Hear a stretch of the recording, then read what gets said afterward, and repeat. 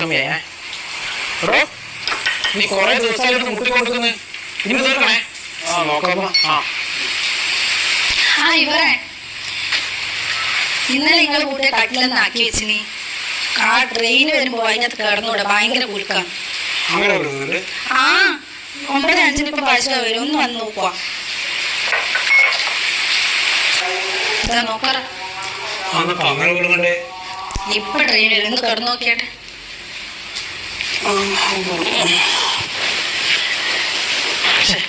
phone